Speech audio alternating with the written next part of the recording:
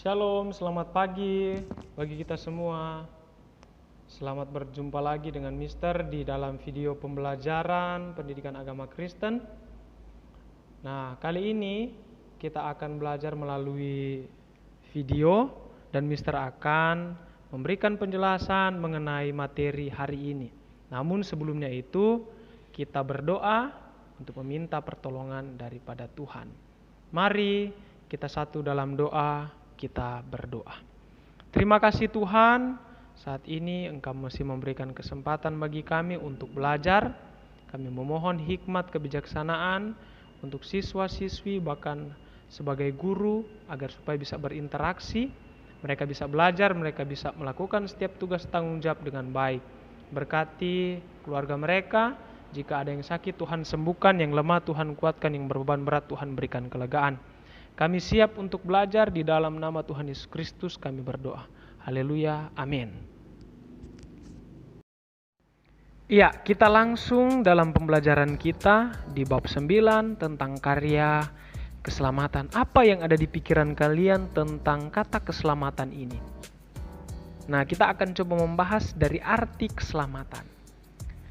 Nah, yang pertama, arti keselamatan itu berasal dari bahasa Ibrani yang disebut dengan yasa, beserta dengan bahasa Yunani yang disebut dengan soterial.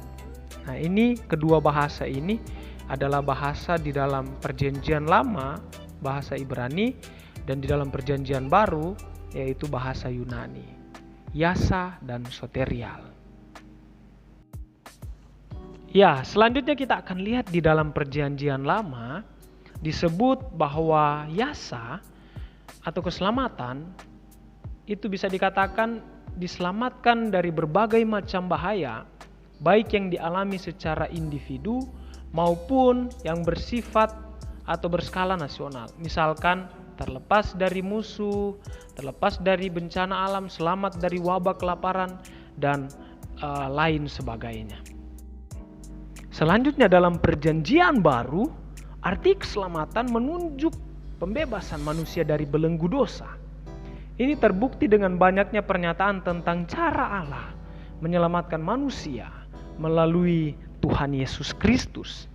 Nah, ini ada berbagai banyak hal yang telah dilakukan Allah dalam Perjanjian Lama dan digenapi di dalam Tuhan Yesus dalam Perjanjian Baru. Selanjutnya, kata soter ini berarti seorang penyelamat. Dan kata soter ini bukan menuju kepada manusia biasa, tetapi ini menuju kepada juru selamat. Nah, di dalam kata soter ini atau juru selamat erat kaitannya dengan kata kyrios. Kata kyrios memiliki peranan penting dalam permulaan kekristenan. Kyrios adalah nama di atas segala nama, sehingga tidak mengherankan apabila kata soter sering disamakan atau dipakai di dalam Perjanjian Baru sebagai tambahan untuk kata kyrios. Nah, kata kyrios itu adalah Tuhan, sedangkan soter adalah juru selamat. Nah, kita lihat di dalam Filipi pasal 3 ayat 20. Karena kewargaan kita adalah di dalam sorga. Dan dari situ juga kita menantikan Tuhan Yesus Kristus sebagai juru selamat. Kata juru selamat ini diterjemahkan dengan kata kyrios. Tuhan Yesus Kristus adalah kyrios dan juga soter bagi orang Kristen. Nah, kita tarik sedikit keselamatan dalam Tuhan Yesus. Di sini Perjanjian Lama menjelaskan bahwa Allah adalah pembebas umatnya.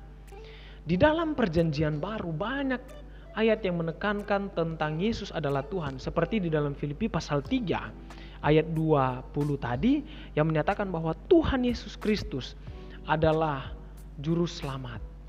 Nah, di dalam Perjanjian Lama menjelaskan bahwa Allah dengan berbagai cara menjadi pembebas bagi umatnya. Nah, yang menjadi masalah di sini, ada sebagian orang yang menganggap bahwa dirinya bisa menyelamatkan dirinya sendiri, bahkan bisa menolong dan menyelamatkan orang lain. Mister mau katakan bahwa tidak ada seorang pun di dunia yang dapat menyelamatkan dirinya, dan tidak ada seorang pun di dunia ini yang dapat mengadakan penebusan buat sesamanya.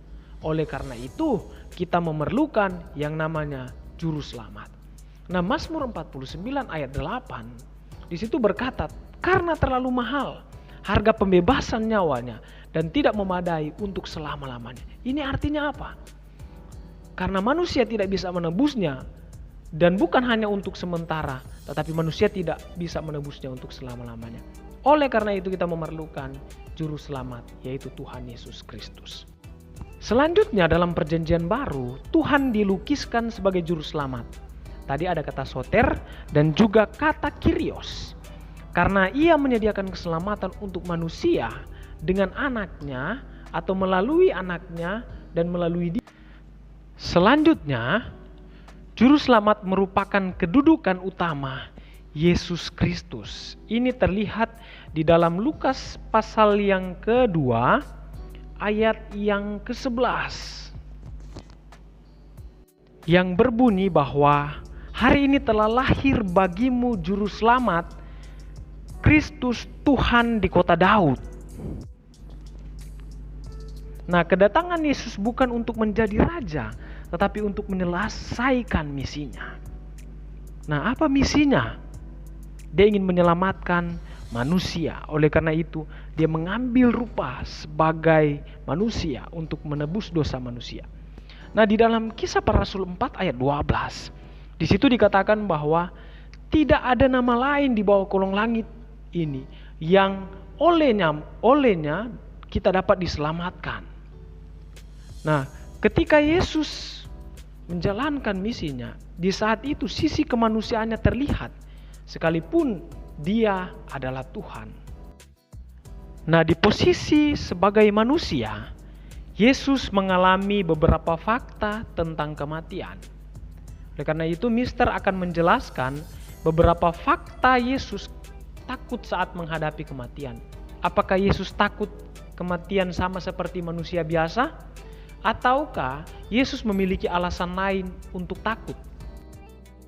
Nah, kita akan lihat apa yang Yesus takuti. Yang pertama, Yesus memikirkan orang-orang yang ia kasihi yang akan segera ia tinggalkan, bukan merasa takut karena kematian.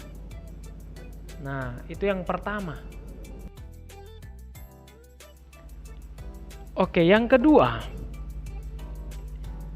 ia akan melepaskan status kealahannya untuk menjadi manusia demi menebus dosa manusia.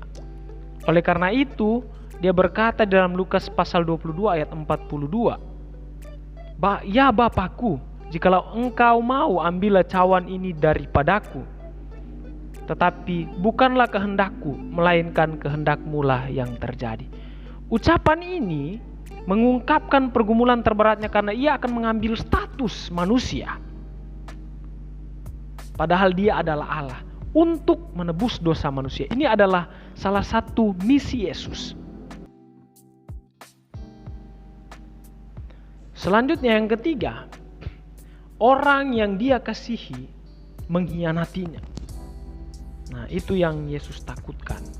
Karena penderitaan yang akan dia alami, sehingga mereka tidak akan mampu mengaku Yesus adalah teman, Yesus adalah Tuhan atau guru mereka. Selanjutnya, yang keempat, bahkan murid kesayangannya, yaitu Petrus, secara terang-terangan menyangkal Yesus ketika dia akan disalibkan. Sangat miris, bukan? Inilah ketakutan-ketakutan yang Yesus hadapi, tetapi bukan ketakutan untuk kematian dirinya sendiri. Selanjutnya kita masuk pada materi yang dikatakan siapa yang diselamatkan. Nah, kita lihat di sini siapa yang diselamatkan kalau begitu. Karena Yesus telah menebus dosa semua manusia. Dan Yesus berkata, "Akulah jalan, kebenaran dan hidup. Tidak ada seorang pun yang datang kepada Bapa kalau tidak melalui aku." Apa yang Yesus ingin tunjukkan? Yesus adalah Tuhan yang mampu menyelamatkan orang-orang yang berdosa. Nah, selanjutnya, keselamatan itu adalah inisiatif Allah, murni dari Sang Pencipta. Kita bisa lihat di dalam Efesus pasal yang pertama, ayat yang ke-11. 11 11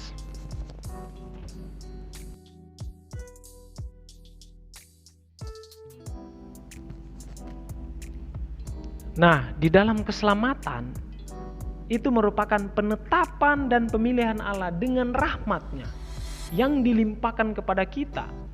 Karena Allah lah yang memilih kita, bukan kita yang memilih Dia. Sesuai di dalam Yohanes pasal 15 ayat 16 yang berkata, bukan kamu yang memilih aku, tetapi akulah yang memilih kamu. Dan aku telah menetapkan kamu supaya kamu pergi dan menghasilkan buah. Dan buahmu itu tetap, supaya apa yang kamu minta kepada Bapa dalam namaku diberikannya ke. Oke, di materi kali ini cukup untuk hari ini, dan untuk pemberitahuan kalian bisa menonton video ini dan mengikutinya dengan baik. Kita bersyukur kepada Tuhan, dan selanjutnya ketika kalian selesai menonton video ini, kalian bisa komen di bawah di link YouTube-nya, dan kalian akan membuat tugas yang sudah Mister buat di dalam bentuk Google Formulir. Tetap sehat, Tuhan Yesus memberkati kita semua. Selamat pagi, tetap semangat. Shalom.